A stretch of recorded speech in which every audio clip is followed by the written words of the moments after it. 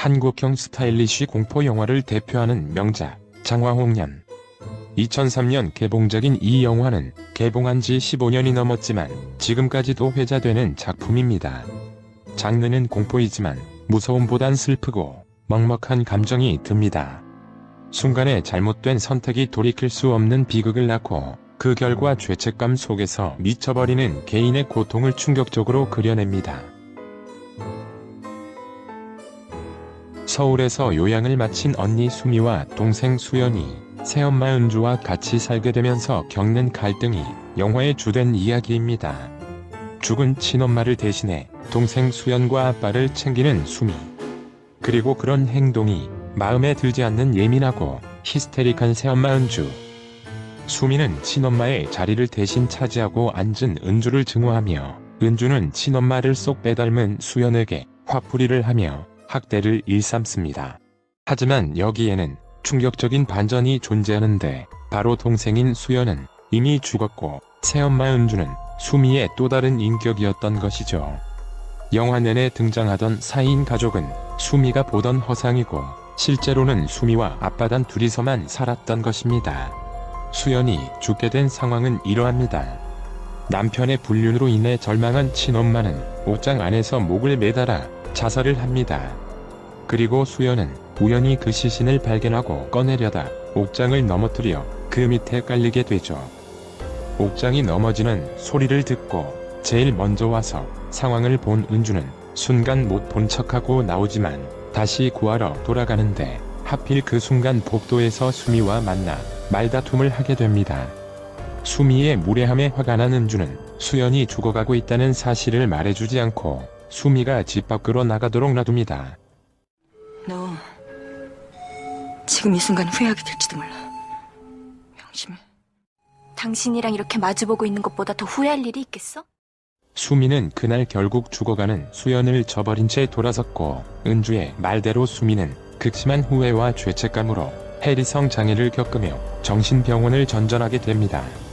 그리고 비극적인 죽음을 맞이한 수연과 친엄마의 영혼은 이승을 떠돌게 되죠.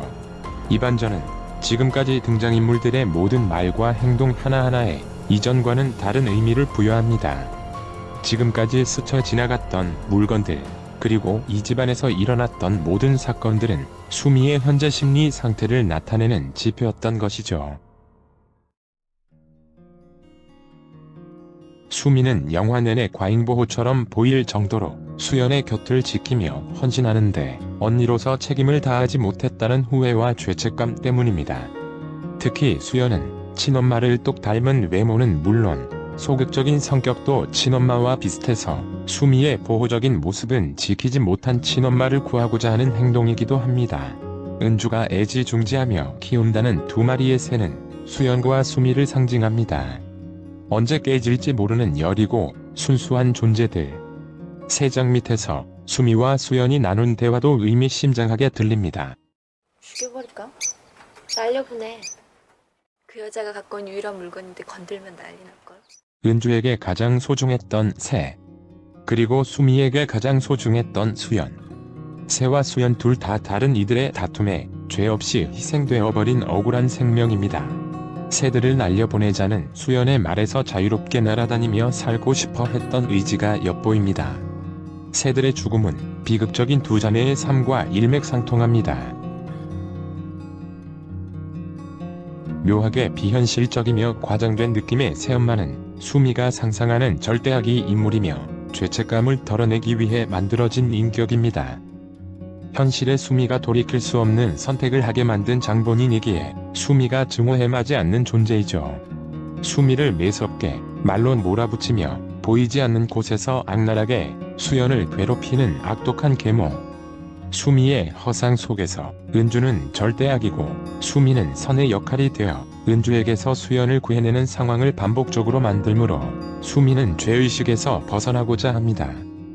하지만 은주는 독립된 존재가 아닌 결국 수미와 같은 사람입니다.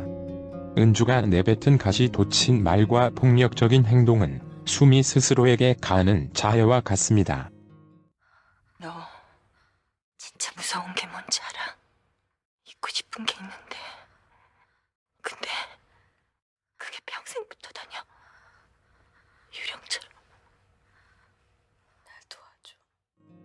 이 장면에서 수미는 은주를 원망하기보단 도와달라며 애원합니다.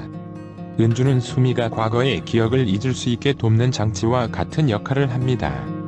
벌을 받음으로써 속죄하고자 하는 수미는 은주를 통해 스스로에게 고통과 시련을 부여합니다.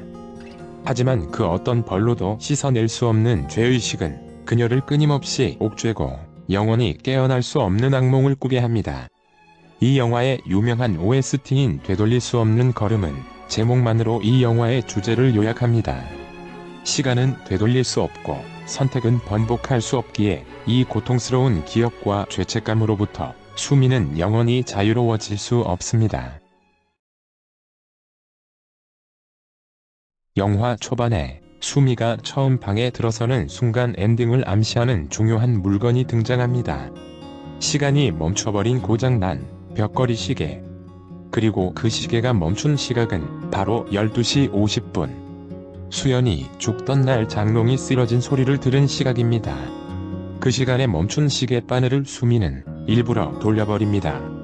꼭 그 시간을 피하는 것처럼 말이죠. 수미의 삶은 그 시계처럼 사건이 일어난 12시 50분에 멈춰버렸습니다. 하지만 그녀는 그 순간을 차마 기억할 수도 인정할 수도 없습니다.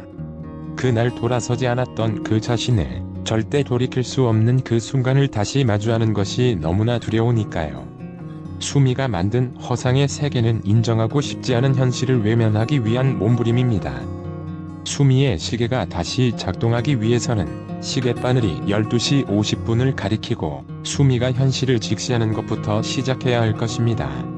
그러나 이 비극적인 영화는 영원히 고쳐질 것 같지 않은 고장난 시계의 이야기입니다.